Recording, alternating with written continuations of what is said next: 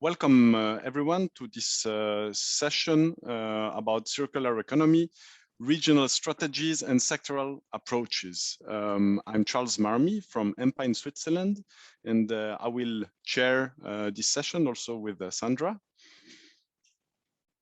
Sandra, if you can maybe say a few words. Like Sandra Carrillo is from Pontificia Universidad Católica del Perú in Peru, and we will chair this session on this subject. We will do as follows. So first, we will go through 5 different presentations of 5 minutes each, and I plead you to respect the 5 minutes because there is a lot of. We hope to keep as much time as possible for discussion afterwards. So please do your best, and else we will give you some hints about the timing. If necessary, sorry about that. And then at the end of the presentations, so each presentation will go in a row, so there won't be discussions between the presentations.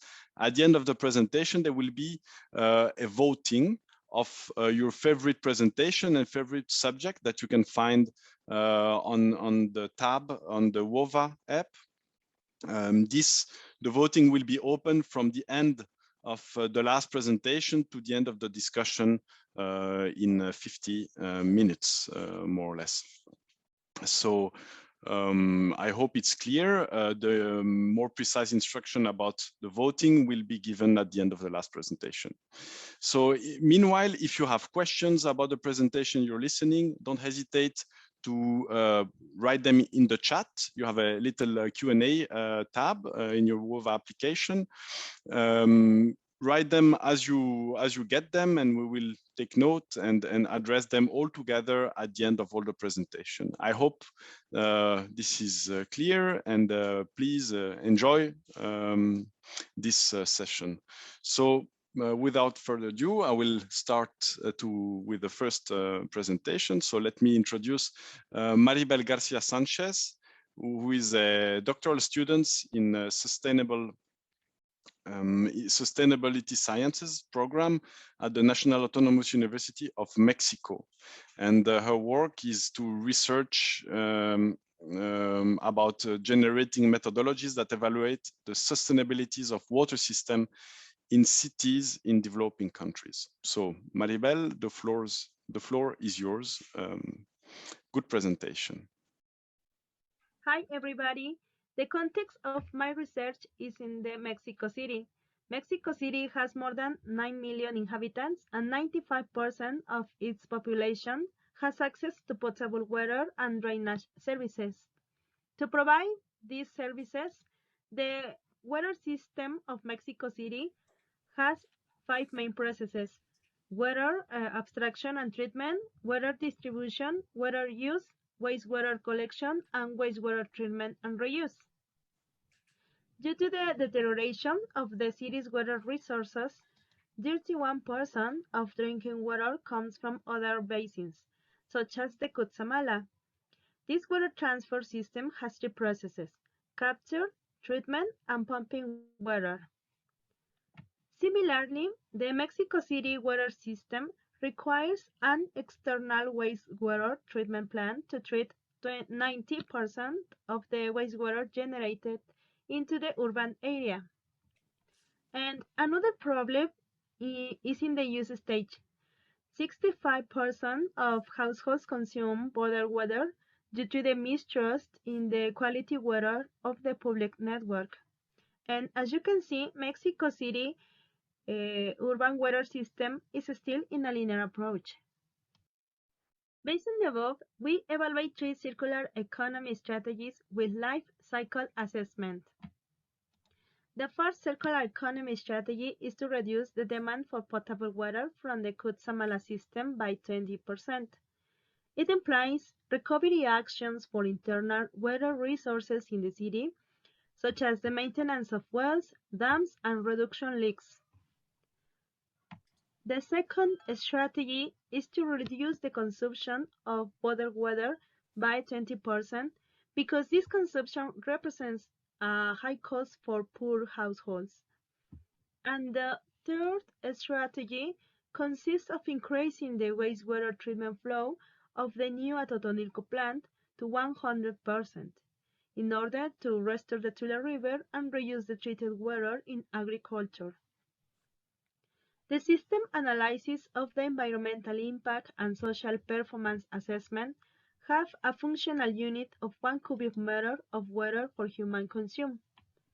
The social performance considers the workers, the local communities, and the consumers in the use stage. The results of the environmental life cycle assessment show that Strategy 1 reduces the impacts on different categories. For example, 17% in global warming, 18% in terrestrial acidification, comparing to a baseline scenario. This is due to the reduction in the electricity consumption of the Kutsamala system. The third strategy reduces the eutrophication and non-carcinogenic human toxicity by more than 100%, while Strategy 2 reduces impacts by less than 1% in some categories. However, if we do a cost analysis of bottled water consumption at the household level, show that the 1 cubic meter of bottled water is 614 times more expensive than 1 cubic meter of tap water. Consumption of bottled water by household in the year 2019 was 4 times higher than the investment required to reduce leaks in the public network and build new pipes.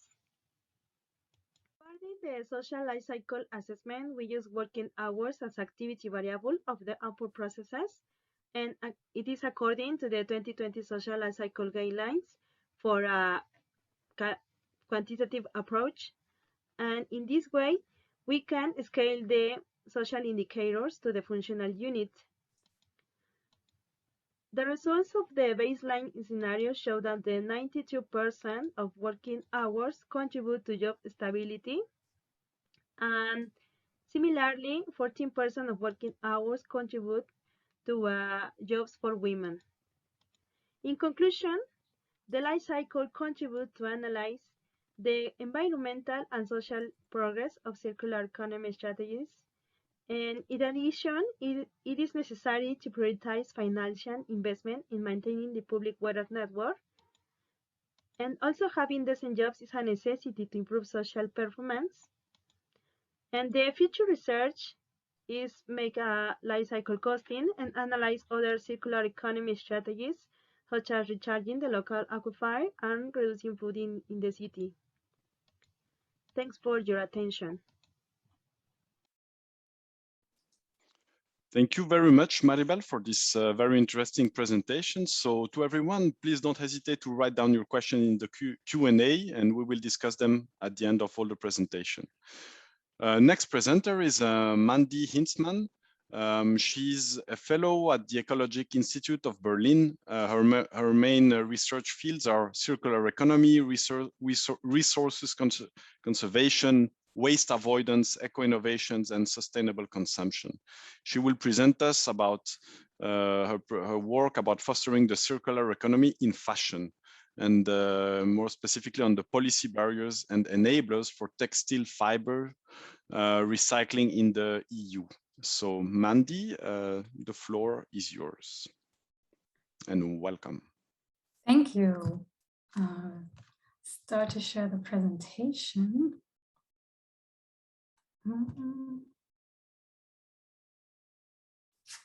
So you can see it now, right?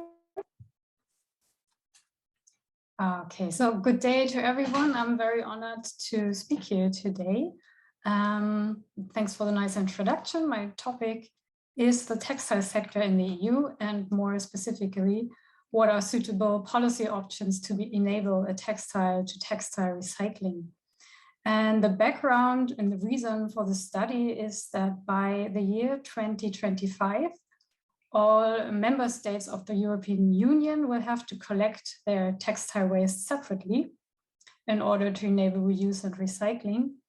which also includes the collection of non-reusable textiles, so textiles that are damaged or worn out and which are, so to say, destined for recycling. So this policy is a very important step to increase the feedstock for recycling, but high quality recycling is still in its infancy. And just to give you some numbers, about 11 million tons of newly produced textiles are consumed in the European Union every year. About 2 million tons of those are collected as textile waste, and roughly 1 million tons are recycled as of today. But the problem is that it's mostly downcycled. So it's turned into, for example, cleaning wipes or insulation materials. And recycling into new garments is approximately only 1% of all the waste that is collected. So there's a lot of untapped potential, and the aim is to recycle more and to recycle better. And what we did is an analysis based on stakeholder feedback that we gathered through interviews and an online survey, mainly with the business sector in the EU, so textile labels, fiber producers, and also textile recyclers. And the first question we asked to them was, what information do textile recyclers actually need?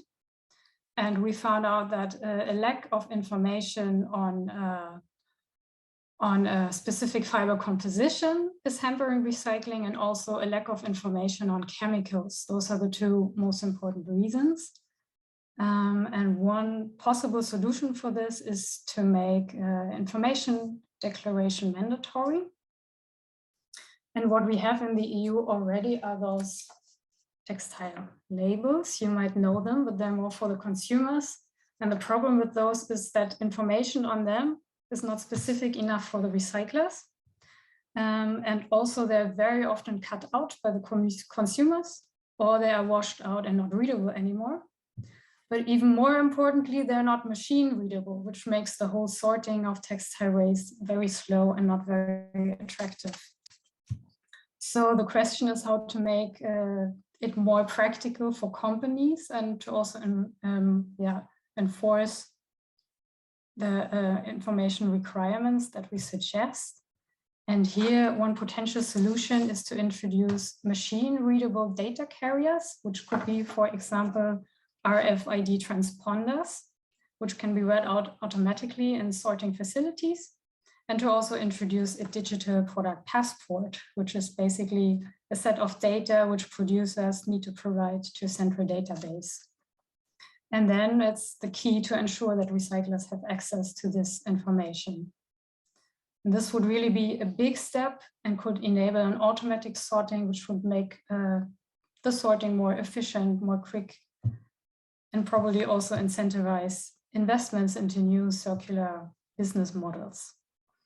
And if you're more interested in the pros and cons of such a policy suggestion, then I'm open to discuss this later. But now I want to use the time to go over to the next important point, and that is the design of textiles,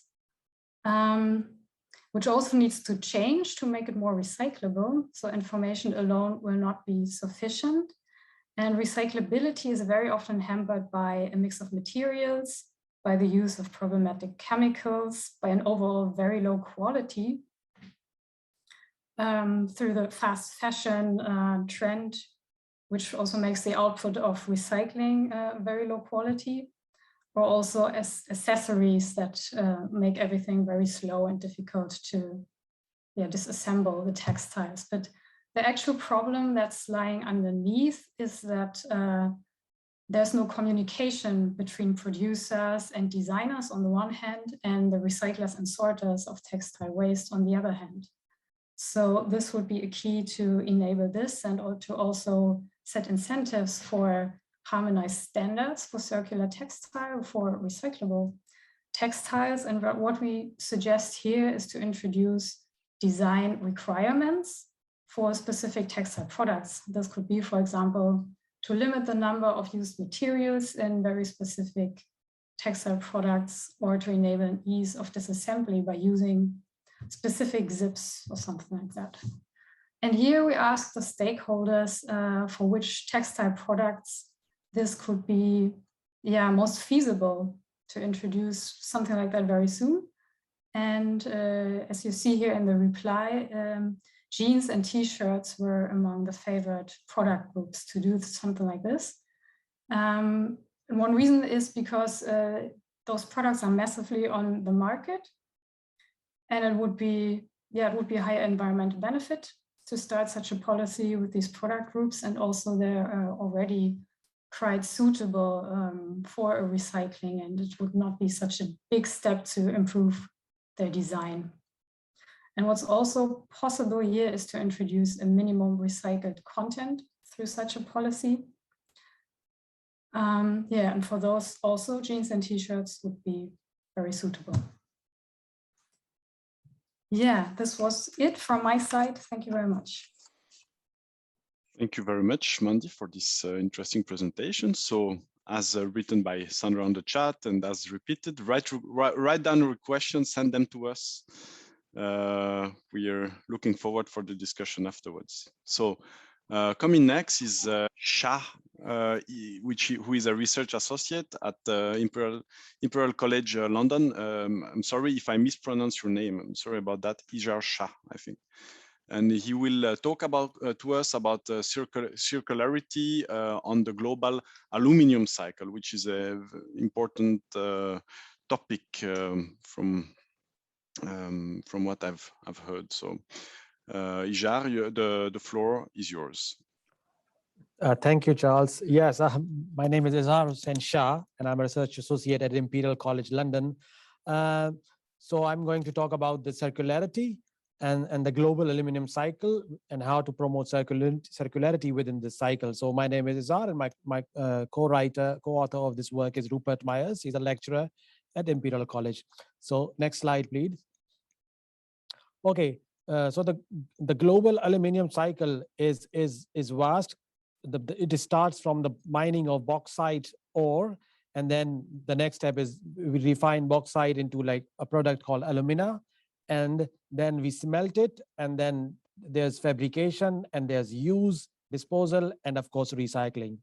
Now looking at this complete cycle of aluminium, there are several byproducts, but the major one that comes through the manufacturing of aluminium is the bauxite residue, which you could see like from bauxite to alumina conversion. There's about 150 million tons of bauxite residue each year. So we have identified as the bauxite residue as a potential byproduct that could be valorized so that the circularity within the aluminum cycle is improved. And then the recycling rates of aluminium are quite high, not as high as steel, but still very high, up to 75% in most cases. But again, there's unrecovered aluminium as well, which ends up like 7 million tons each year. So just by recovering and recycling the unrecovered that ends up in the disposal or in the products that are disposed of, we could save more than 12 million tons of carbon emissions. Anyways, so I'll focus on bauxite residue in the coming slides. On the right-hand side, you see aluminum production in 2018. China leads this the production of aluminium, followed by Russia and Canada and Australia. Next slide. Okay, so here I just show the aluminium flows at a glance. So on the left side, we have the mining of bauxite, that's the ore, which is used. So you could see on the vertical axis, about 350 million tons are mined. And on the middle diagram, you see about 140 million tons of alumina is produced from the bauxite, you know, the 350 million tons that was mined. So you could understand that more than half of the bauxite mined ends up as a bauxite residue, which is huge in quantities. And then on the right side graph, you see aluminium produced, the primary aluminium in 2018, and it's about 64 million tons. So you see the process weight of different products is decreasing as we process them along the supply chain. And the last aluminium production is more carbon intensive as compared to the middle and the first one. So moving on to the last slide. So here we have identified that, okay, bauxite residue is a byproduct from aluminium cycle that could be reused, and the impact of aluminium could be reduced. So how bauxite residue could be reused, we have identified a way. Right now, it's reused in construction industry, in buildings, as a cement supplement, as a source of iron in cements. However, the reuse currently is very, very low, about 2 to 3% of the 150 million tons produced each year. Whereas the project we are working on is aiming to increase the reuse of bauxite residue up to 20% of cement. So we are aiming to replace clinker, which is again very carbon intensive, with bauxite residue. Of course, there are technologies and processing and steps need to be developed, and we are working on those technologies as well. So from the life cycle perspective, what I've done is, assuming that we are able to replace 10% of the clinker in the ordinary Portland cement, what are the potential greenhouse gas emissions that could be saved? So as per my analysis and as the diagrams shows, if we replace clinker in an ordinary Portland cement by 10% by bauxite residue, the impacts could be reduced by 10%. So global carbon emissions from cement production is more than 4 gigatons per year. So you could simply imagine that up to 316 million tons of carbon dioxide could be saved. Again, if we substitute more, like up to 20% clinker is substituted by bauxite residue, we could save more than 500 million tons of carbon emissions each year. So this shows the significance of reusing industrial byproducts within the concept of circular economy. And just for the context, the total net emissions from aluminium production industry are 400 million tons carbon dioxide equivalent. So we could save a lot carbon emissions once we reuse byproduct from one industry to another. And this is like the popular, this concept is popularly called as industrial symbiosis as well. But we are working on technologies, how to make bauxite residue, potentially reusable in the actual environments. So with this said, my presentation ends. Thank you very much. As before, write down your questions, let us know what you want to discuss about, and we will go on with the next presenter, Lucia Helena Javier, who is a senior researcher in environmental management, reverse logistics, and urban mining. She is the author of 2 books on those subjects and on waste electronics from 7 years ago, 6 and 7 years ago. She coordinated the national and international researches on e-waste and reverse logistics. Her presentation will be on the Circularity Index applied to sustainable supply chains in Brazil. So, Lucia, the floor is yours and welcome. Thank you. I am Lucia Xavier, as you presented, Charles, and so thank you. It will be quite good to talk about ITSA because he introduced my team here. So I present with my co-authors, Luciana Contador, Larissa Freire, and Luca Polonio. The idea of this research, it's part of a major project.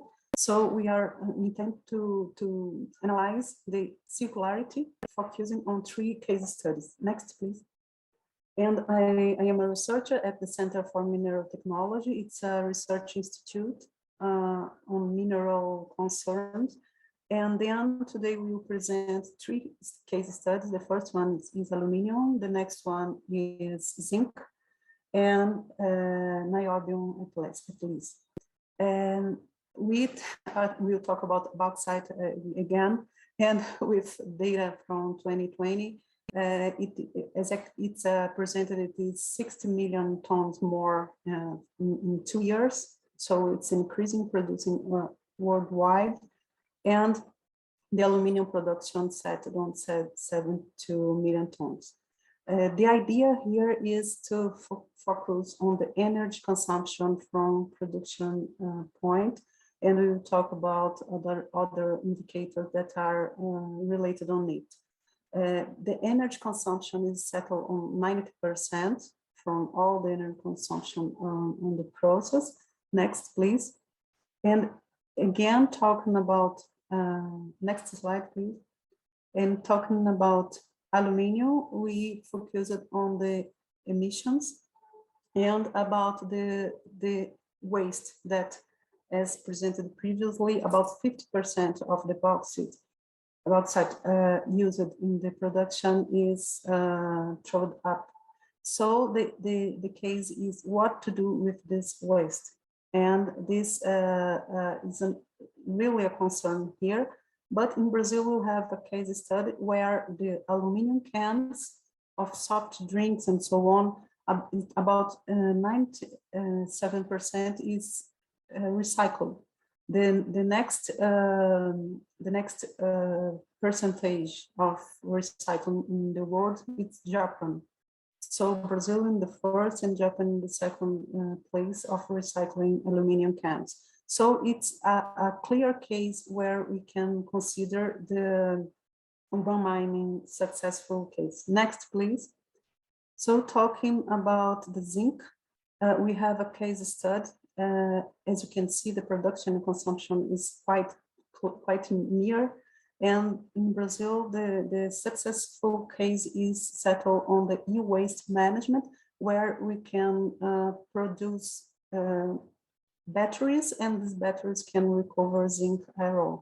So we have in 2 states in Brazil, they are processing the batteries from e-waste and recover zinc, and it's being introduced in traditional supply chains. Again, next, please. And talking about niobium. Niobium is a major case in Brazil because we have we are the main producers. About 95% of the niobium of the world reserves are in Brazil. So at first we will not be concerned about the recycling of niobium, but it's interesting as much as it's a critical raw material. So many countries are concerned on how to recover niobium from secondary source. Next, please. We did in this article, we did an analysis about the main focus of gas emissions. And we found that it was upstream the supply chain, which means the mineral exploitation was the main source. As much as the previous paper presented here, it's the main concern. It's the exploitation and production of these metals. Next, please. And we also presented some points about the land use. Next, please. And here we presented the comparative analysis. Next, please. And one more, please. It's repeated, sorry.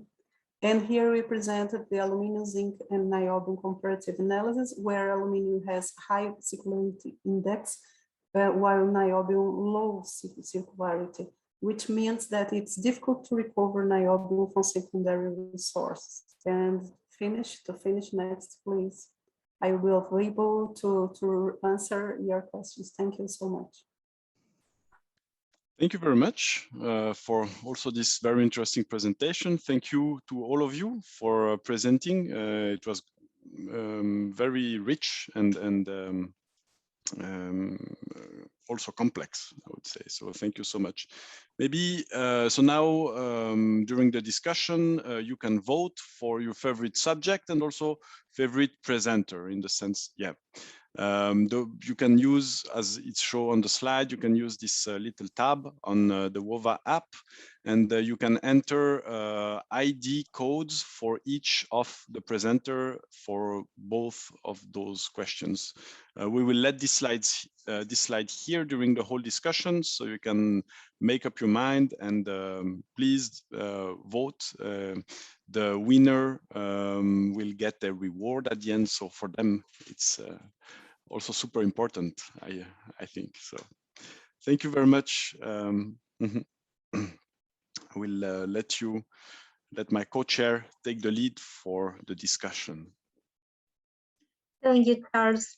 Well, first of all, I would like to congratulate all the speakers. All the information shared was really valuable and interesting, sincerely.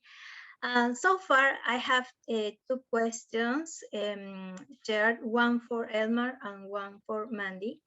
I will start with Elmar. We have a question about your presentation. How could we ensure fair and safe jobs for the people behind the denim reuse cycle in Nigeria? This is a question more about the social aspects or this value chain, and how could we ensure that situation, or which are the challenges? Sorry, can you repeat the question, please? Yes.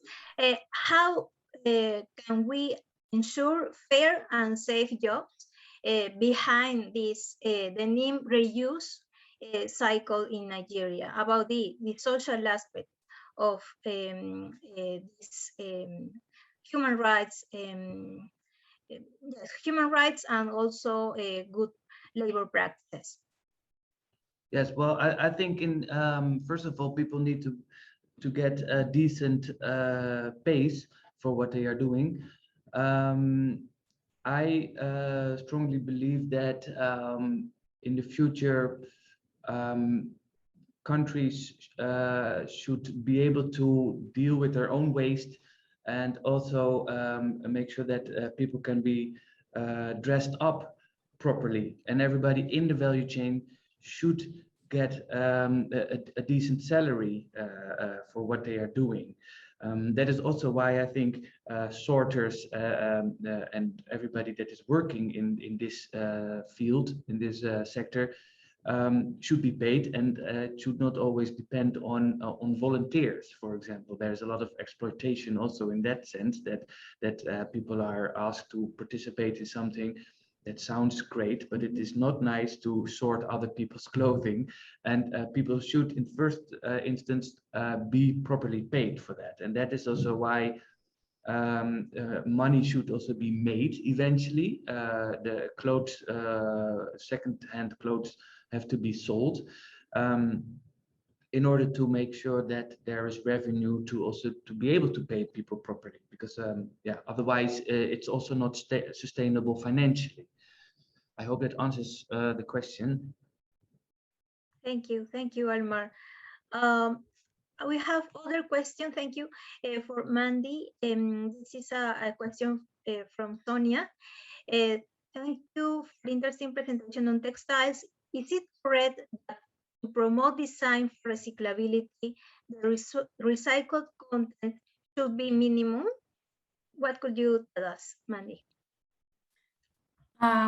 Yeah, well, thank you. To put a minimum recycled content is just one option that we have to promote a more circular design. I think it makes sense as long as we don't overburden the economy, because right now recycling technologies are only in the beginning, and they will need some time to grow and to really go into a good scale to produce more recycled fibers. But it's a strong incentive to really stimulate this market and to make others to invest into those structures, also for collection, for sorting, and then for the recycling. And yeah, but there are also other options to really think about, for example, in jeans, is it necessary to add, for example, elastane, which can be very tricky for certain recycling processes. And here, I have to say, I'm not an expert for how to design and how to produce these textiles. And here it's necessary that the producers and designers go and sit together with the recycling side and really exchange on how is it best to produce textiles that can have a long life and in the end be recycled. Thank you for your reply. We have other question for Elmar. For the Africa Collect Textiles project, what is the role of the community, or how are they involved in the process? Yes, well, there are several communities involved in several ways. But we need to sensitize the general public to separate their textiles from the other waste streams, from the plastics and from the paper and from organic waste. So we are, it's our job, but we could also use some help from the government, for example, to sensitize the public that textiles can only be reused or recycled when they are collected clean and dry. That is in every country the same, and that is something that we really need to get across. And that is a big challenge also for us. Still, we need to make people aware that we are alive and that textiles can be donated or discarded separately. But maybe other communities that are involved. Due to Corona, many people lost their jobs. The whole supply chain of secondhand clothing was disrupted. It differs per country, but in Kenya, for example, secondhand clothing, at least good secondhand clothing from Europe, became more expensive, sometimes even 2 or 3 times more expensive. Shipping costs go up, import duties go up, and the good items are more difficult to find. This resulted in a lot of people getting less access to secondhand clothing. Even worldwide, we produce a lot of waste, of course, but it doesn't mean that we are producing a lot of good secondhand items for other people to easily resell. So we would like to replace this foreign secondhand clothing market with a local thrifting sector. And because we do not have import duties or shipping containers coming from Europe, our secondhand clothing, our wearable items are cheaper. And therefore we can involve more people in the resale and in the thrifting activity.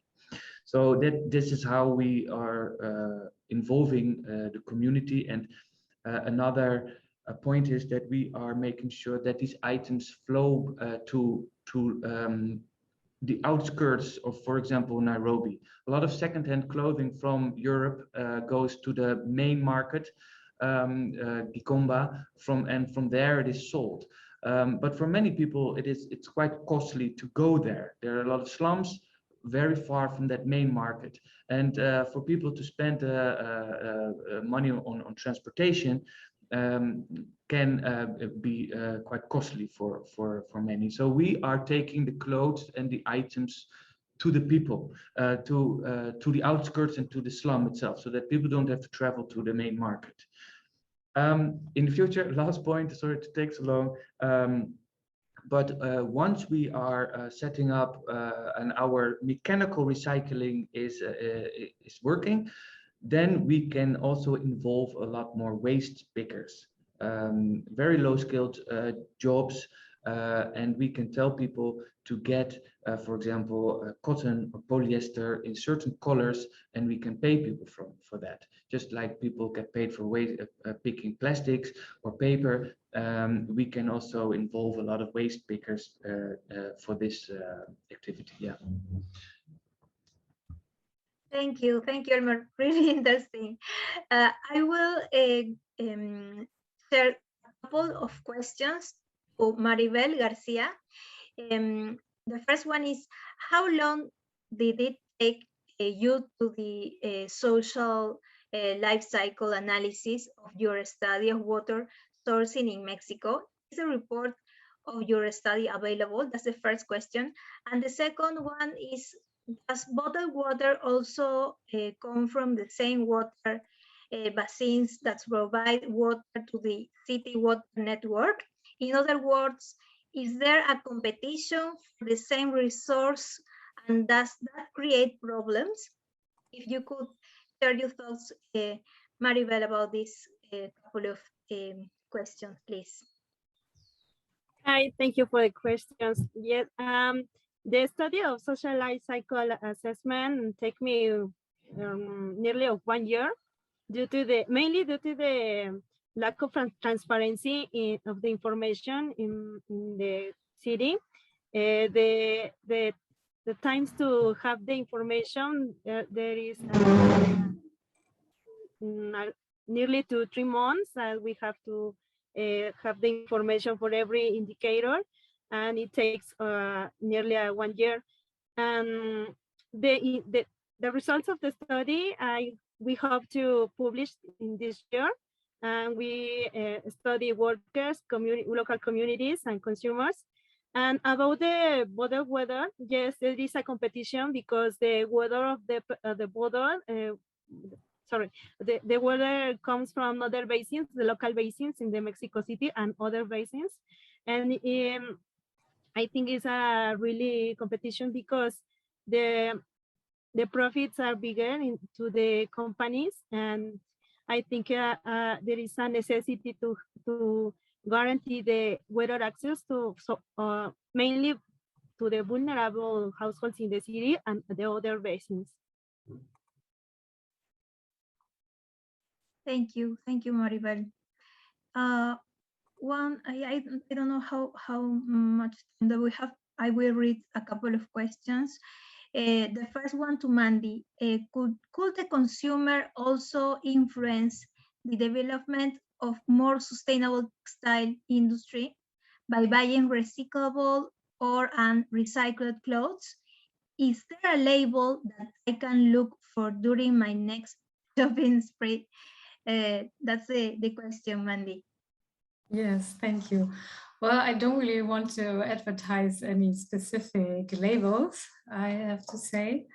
But yes, I think that consumers can make a difference. And there's the thing that makes this a bit difficult, that when it is claimed that some textile has a recycled content, it's not really clear what is behind this. Because, for example, you can say something is made out of 50% recycled content, and this is actually polyester that's produced from PET bottles.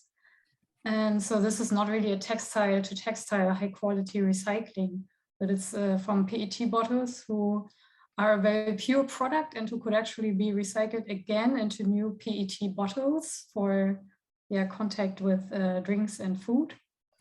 And they're used for textiles, and then in the next round, it's difficult to recycle this again. So it is kind of a downcycling. So it's at the moment, it's very difficult for consumers to really see what are the truly sustainable products. And I would say, even if there are some green claims by big labels, it makes sense to choose fashion labels that are entirely orientated on sustainability, which are often a bit more expensive, but also produce more durable clothes. So this would be an overall gain. Or alternatively, to choose secondhand garments. Maybe, Mandy, if I can add, it was my question, and I was very curious about the recyclable part of what you said, because there is, okay, the recycled content in a clothing, which is often advertised, but it's also an interesting topic for electronics, in which in a domain in which I'm active, the recyclable by design part. Like, is there a label for that, or are there initiatives to push for that, or to advertise this quality in a clothing? Because I can imagine some clothing, they necessitate primary material instead of secondary ones, but are made in a way that the materials themselves can be recovered and reused without downcycling. I don't know. Yeah, I'm aware of a number of very small initiatives. I'm not really aware of something on a bigger level. One example is Circular.Fashion, which is an initiative seated in Berlin. And they really try to make clothes from the design phase to produce something that is recyclable.